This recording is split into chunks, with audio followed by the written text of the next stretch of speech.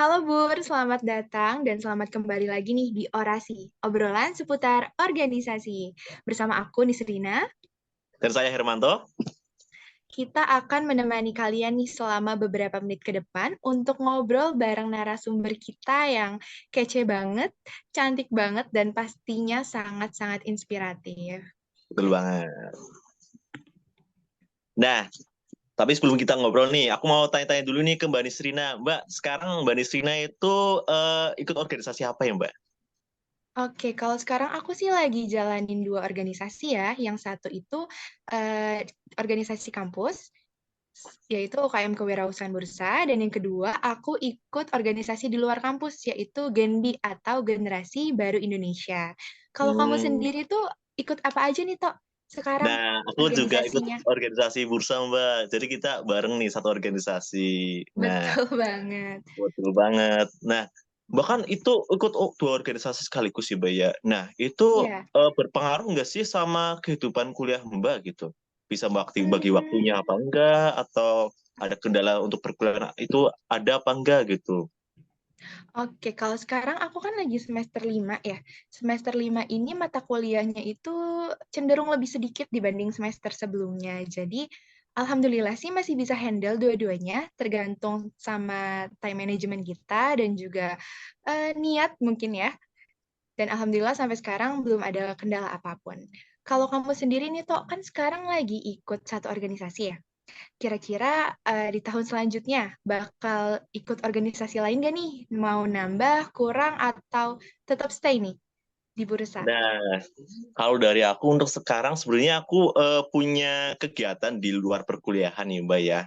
Nah, jadi aku bingung nih di organisasi perkuliahan itu aku ada tugas di perkuliahan ada tugas di luar juga ada tugas. Nah, aku bingung ada tips apa atau trik apa enggak nih buat aku supaya lebih khusyuk buat ikut organisasi. Mungkin kita bisa minta saran atau pendapat atau cerita dari sumber pembicara kita. Mungkin bisa langsung aja perkenalan Mbak ya.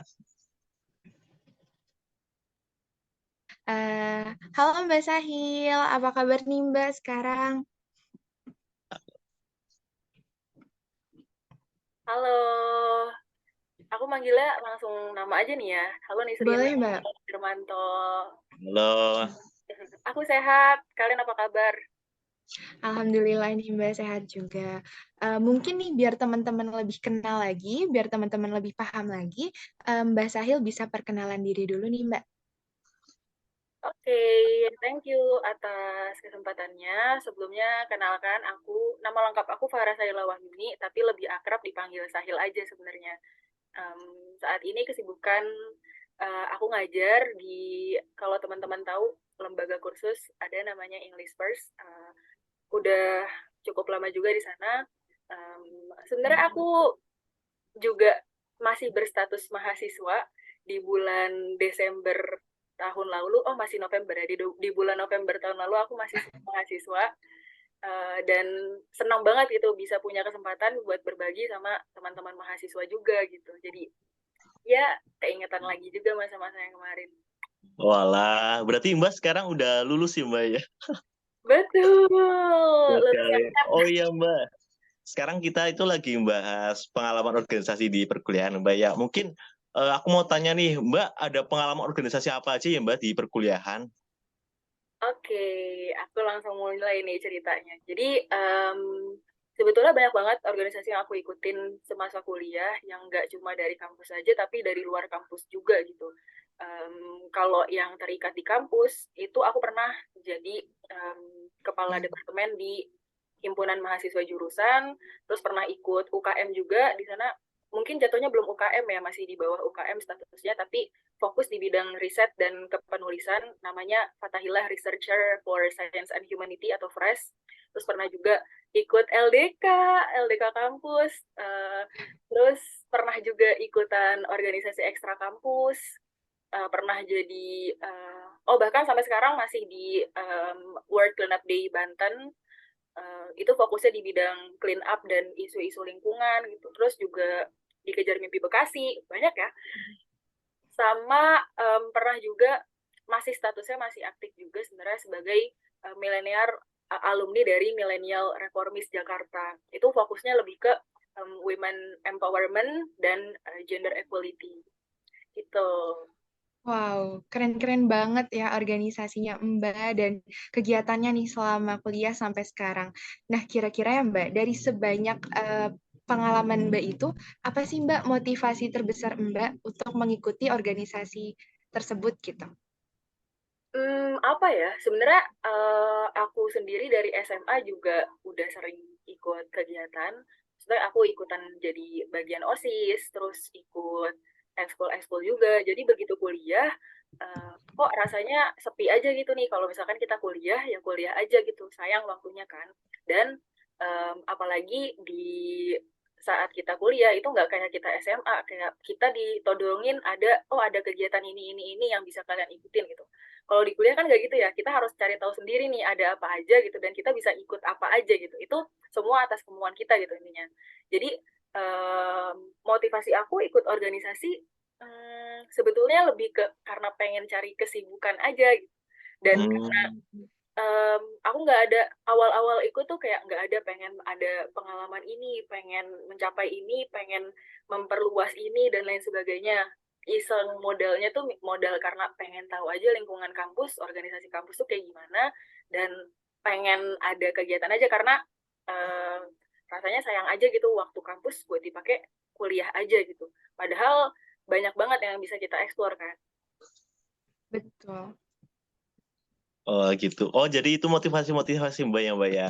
Nah, aku mau tanya nih Mbak, Mbak kan ikut banyak organisasi nih. Nah, peran organisasi itu di lingkungan kampus bagi Mbak itu kayak gimana Mbak? Nah, ini dia. Sebenarnya dengan ikut banyak organisasi itu aku ngerasa ngebantu banget buat aku lebih mengenali diri aku sendiri. Karena jujur aku tipe orang yang nggak ada kan mungkin ada orang yang udah kenal nih dirinya tuh maunya apa, ke depannya mau gimana, terus sifatnya tuh gini gini gini dan lain sebagainya. Jadi dia bisa men-tackle semua itu dengan plan-plan yang lebih matang lagi gitu. Tapi aku nggak gitu. Aku justru orang yang gue tuh pengennya apa ya, terus yang gue bisain tuh sebenarnya apa gitu, yang diunggulkan dari diri gue tuh apa gitu. Jadi masih banyak hal-hal yang aku pertanyakan di diri aku sendiri gitu. Nah, apalagi di masa-masa kuliah ya ketemu teman-teman dari luar kota, dari luar provinsi gitu, yang emang punya culture yang beda-beda gitu dari SMA-nya masing-masing. Jadi kayak kok ada yang udah matang banget ya di usia dia yang segitu, terus kok ada yang udah berwawasan banget gitu. Jadi benar-benar terpancing juga buat lebih mengembangkan diri sendiri juga gitu kan. Nah, dari ikut organisasi ini aku jadi kayak ngerasa lebih punya banyak wadah buat eksplor diri aku lebih jauh, aku sukanya kayak gimana. Kalau ada masalah ini, hal yang aku pikirkan itu apa untuk menyelesaikan masalah. Jadi dari pertama mungkin kalau lanjutin di segi dapat wadah buat lebih eksplor diri. Terus kedua juga jadi lebih belajar banyak problem solving gitu. Karena kita kan ketemu banyak banget masalah ya buat ngejalanin organisasi. Terus dari situ pikiran kita jadi lebih terancang nih, lebih terstruktur. Oh kalau masalah kayak gini, terus nanti nyoba penyelesaiannya kayak gini, nanti ujungnya akan kayak gini karena kita pernah coba itu dulu. Coba kita coba cari yang lain gitu. Akhirnya runtut berpikir kita juga ikut lebih strategis lagi gitu, lebih terstruktur untuk menyelesaikan dan memeta-metakan permasalahan gitu. Terus yang ketiga juga dari segi komunikasi kan ya, karena ketemu orang ngobrol, nego sih yang paling penting. Terus juga ya banyak itu. Terus keempat mungkin organisasi yang apa ya istilahnya, nggak ada dana turunan gitu dari kampus, nggak ada dana simpanan yang benar-benar kita harus bisa bikin itu aktif tanpa ada dana yang diberikan gitu. Itu muter otak banget kan, karena semua program di organisasi itu pasti ujung-ujungnya yang bikin pusing itu nyari dananya. Kayak dari situ kita juga belajar sebenarnya survival skill gitu. Gimana caranya bertahan hidup, dalam tanda kutip bertahan di organisasi dengan program yang sebejibun, tapi dananya lancar. Akhirnya kita, oh bisalah jualan, belajarlah bikin proposal, dan lain sebagainya. Itu kepake banget sih. Terus juga apalagi ya mungkin dari segi leadership, tapi kayaknya kalau leadership tuh di diri aku pribadi ya 50-50 lah ya, karena aku jujur uh, masih melihat diri aku belum jadi sosok yang ideal untuk nge-lead orang-orang atau tim aku gitu lah. Terus juga mungkin dari segi time management sih, ini yang paling berasa. Karena dulu waktu ikut organisasi kan bareng sama kuliah ya, kita tuh jadi kayak lebih di awal-awal mungkin sempat stres kayak, aduh gimana nih ngebagi waktu. Ada ini, kegiatan ini, kuliah deadline-nya banyak gitu kan, akhirnya pusing sendiri tuh mana yang harus diselesain. Jadi dari situ tapi justru kita jadi lebih belajar gitu buat setting prioritas gitu kan. Udah ngerti nih manajemen waktu kayak gini tuh kayak gimana, terus resikonya apa yang bisa kita um, apa istilahnya antisipasi gitu dan lain sebagainya. Sebenarnya banyak sih, jadi yang aku sebutin itu ya yang aku rasain aja, belum tentu um, sama di orang lain, mungkin orang lain punya manfaat yang lebih banyak lagi gitu dari aku. Oke, berarti kan tadi manfaat yang Mbak rasain tuh ada peningkatan di problem solving, terus juga time management, komunikasi, dan juga negosiasi gitu ya Mbak. Itu kan termasuknya soft skill ya Mbak, yang sangat membantu kita banget lah, baik di dalam dunia kampus maupun nanti di dunia kerja. Nah, sekarang kan Mbak Sahila ini udah masuk ke dunia kerja ya nih Mbak. Kira-kira apa sih Mbak kayak soft skill ataupun hard skill yang selama Mbak dapetin di organisasi, lalu tuh kepake banget gitu Mbak di dunia kerja. Kira-kira apa aja Mbak? Oke, kalau dari aku pribadi, mungkin yang aku rasain banget itu di bidang komunikasinya ya. Karena aku sekarang kan posisinya sebagai guru yang emang betul-betul setiap hari tuh menghadapi siswa dengan emosi yang berbeda gitu. Karena aku megang anak tuh dari ada dari usia dini 3 tahunan sampai yang teenager usia mungkin 15 sampai 17 tahunan. Dan itu buat ngadepin itu semua butuh cara komunikasi yang beda gitu kan, dan apa ya, punya strategi yang beda juga supaya dapat atensi mereka, apalagi kita tuh dituntut untuk selalu progresif gitu buat menghadapi sesuatu. Jadi ya begitu ada sesuatu yang aku rasa nggak cocok nih diterapin di kelas aku langsung otak aku langsung set set set set berpikir kayak oh problem solvingnya tuh mungkin bisa dicoba kayak gini gitu. Jadi lebih ke bisa melakukan sesuatu lebih taktis gitu. Itu yang selain komunikasi bisa problem solving yang taktis juga kepake banget. Dan mungkin dari segi ini juga kali ya, negosiasi gitu, dan apalagi ya Time management mungkin time Mbak. management, betul, time management, terus ya pokoknya semua itu mungkin karena aku juga ini juga ya baru beberapa bulan di bidang ini, jadi belum aku rasakan semua dampaknya, tapi emang merasa banget sih terbantu sama skill itu tadi gitu. Kalau di sebelumnya malah kayak aku sebelum ngajar sempat juga di tempat yang sifatnya project based gitu. Jadi kita project to project. Wah, itu benar-benar kepake banget skill organisasinya, dari project planning, terus project report, kayak yang betul-betul gimana ituin proposal dan laporan ke donor, terus juga ningkatin engagement dan lain sebagainya. Itu kan semua yang kita pelajarin di organisasi ya, yang sebetulnya kayak secara sadar atau nggak sadar itu bukan hal yang aku pelajarin di bangku kuliah, tapi aku dapat itu semua dari organisasi.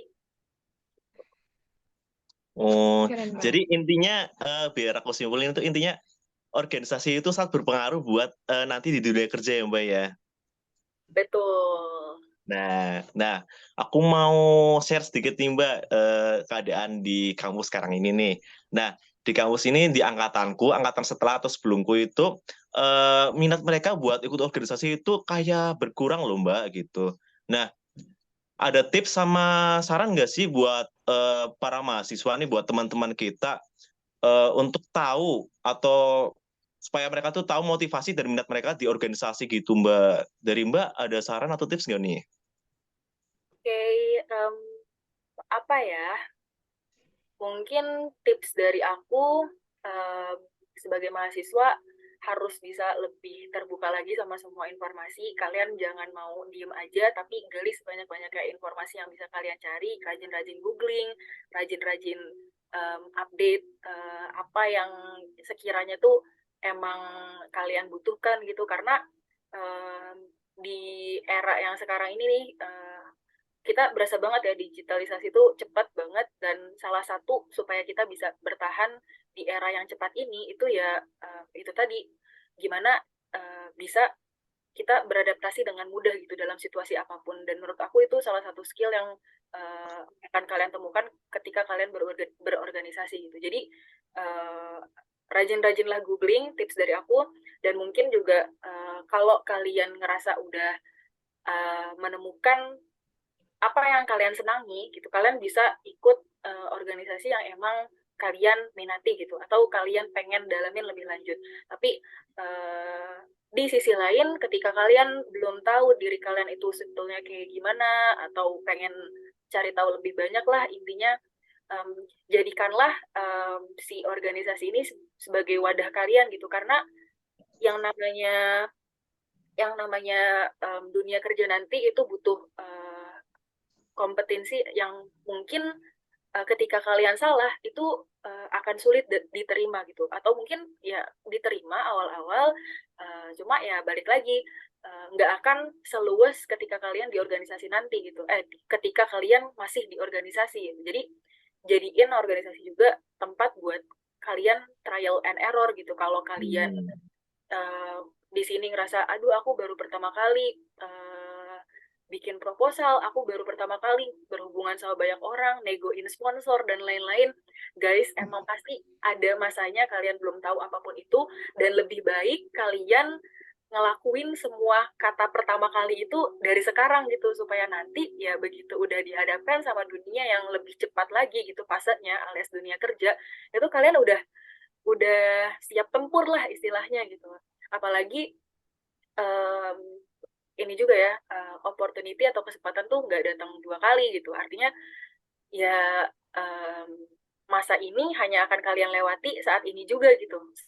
Kamu semester 3 ya sekarang nih, ya Srina semester 5 gitu. Gak mungkin tahun depan masih semester 3 lagi, tahun depan masih semester 5 lagi, kan time change ya, time flies. Jadi ya selagi masih ada waktunya, kenapa nggak dimanfaatin, dimaksimalin lebih banyak gitu. Karena dari banyak kenalan ini, nanti peluang-peluang tuh akan muncul gitu. Mungkin ada info yang kalian luput, tapi orang dari organisasi kalian tuh nge-share, lo kan sukanya ini, coba deh lo ikut ini. Jadi info yang luput ini jadi terkoneksi gitu. Oh iya gitu kan. Kok bisa ya gue gak ngeh sama info ini gitu. Thank you ya udah ngasih tahu dan lain sebagainya. Ketika ketemu lagi nanti di dunia kerja, terus butuh referensi nih. Oh dia misalkan kayak mungkin kalian ngerasanya nanti ada gimana ya, ketika masuk di dunia kerja terus ngerasanya benar-benar sendiri gitu, nggak ada backingan siapa dan lain sebagainya gitu. Tapi bisa jadi nanti salah satu dari rekan atau salah satu dari partner kalian gitu ada yang kenal kalian dan bisa menjamin mutu kalian. Karena banyak ya orang di luar sana yang emang pada dasarnya pintar, berwawasan, cerdas gitu, tapi karena nggak ada orang yang mengenal dia sebagai orang yang pintar, akhirnya ya ya udah gitu, dia cuma kepintarannya dia hanya disimpan untuk dirinya aja gitu. Artinya banyak orang yang tahu dia itu pintar, tapi ada juga orang yang pintar, cerdas dalam berpikir dan tangkas gitu, itu diketahuin sama banyak orang. Jadi orang tuh udah bisa sekali ngeliat dia udah ke highlight, oh emang dia bisa, karena ya rasa kepercayaan itu udah ada gitu. Jadi aduh ini jadi ngalor-ngalor ya sebenarnya, pertanyaannya tips buat lebih ini, tapi ya nggak apa-apa lah ya. Jadi ya sebenarnya aku nggak ada yang harus kerucut ikut tuh satu organisasi aja, nggak usah banyak-banyak gitu, tapi ikutilah organisasi yang emang sesuai sama kapasitas kalian dan kalian bisa menjamin keterlibatan kalian maksimal di situ. Karena pada akhirnya setelah apa yang aku sampaikan tadi, mungkin aku kembalikan lagi nih ke Nisrina sama Hermanto. Berapa lama sih waktu yang kalian butuhin buat kenal satu orang? 3 tahun? 1 tahun? 2 tahun? Kayak, ya sebenarnya fase-fase tahun-tahun itu ya cuma waktu aja gitu. Yang Iya, bikin kalian kenal sama orang tertentu itu ya masa yang kalian peristiwa yang ada di dalam dimensi waktu itu. Sama aja kayak organisasi, kayak berapa banyak sih organisasi yang harus diikutin supaya kita tuh bisa jadi orang yang keren gitu, atau bisa bisa dapet skill-skill yang tadi aku sebutin gitu. 5 kah? 6 kah? 10 kah? Ya pada akhirnya semua ini tuh cuma nomor aja gitu. Karena uh, yang manfaat-manfaat tadi hanya bisa kalian rasakan ya kalau kalian memanfaatkan atau memaksimalkan peristiwa-peristiwa yang ada di dalamnya gitu. Sama aja kayak manusia. Kayak mungkin kenal Nisrina 3 tahun, tapi jarang ketemu, jarang ngobrol, itu kedekatan emosional, pengetahuan akan Nisrina itu juga akan sama aja sama orang yang cuma kenal Nisrina 1 bulan, tapi intensinya itu ketemu terus, ngobrol terus, pokoknya into Nisrina terus lah setiap hari. Sama aja kayak organisasi juga gitu. Ikut 10 organisasi, tapi intensinya nggak dimaksimalin. Kayak, ya udah apa yang mau dieksplor gitu. Jadi sama aja kayak kalian ikut 2 atau 1 organisasi, tapi jor-joran di situ, benar-benar maksimalin, explore, kalian tahu ini kesempatan kalian, dan ya gak usah ragu atau takut, atau ya udahlah intinya nikmatin aja, pahit-pahitnya ya telan-telan aja gitu. betul. Gitu. Bener banget Mbak, mumpung kita masih mahasiswa, masih punya banyak waktu belajar, jadi jangan takut buat ngambil resiko gitu ya Mbak. Betul. Mm-mm. Nah, Mbak sendiri ini pernah nggak sih Mbak ngalamin masuk ke suatu organisasi, tapi tuh di tengah-tengah Mbak ngerasa, aduh kayaknya ini tuh bukan tempat aku gitu, atau aduh kayaknya aku salah nih masuk organisasi. Pernah nggak Mbak merasa seperti itu? Aduh, itu sih lumayan sering malah ya, karena aku dulu bukan orang yang tahu diri aku kenalin diri aku dengan ikut banyak hal. Nah, itu Hmm, wah, jadi kayak pas di awal-awal, aduh ini bukan gue banget, tapi gue udah daftar di sini, at least sampai masa yang ditentukan itu selesai, udahlah gue nggak lanjut lagi, tapi di masa ini ya tetap konsisten gitu, ikut di dalamnya. Gitu, intinya um, ketika kalian udah terlanjur gitu ya, mungkin terlanjur basah gitu ya, ya kenapa nggak sekalian berenang aja nyelam gitu iya, di biar ya, karena sayang juga kan waktunya, terus juga citra kaliannya, dalam artian ketika kalian nggak maksimal gitu, dan bikin rasa kepercayaan itu bukan sesuatu yang gampang dibangun.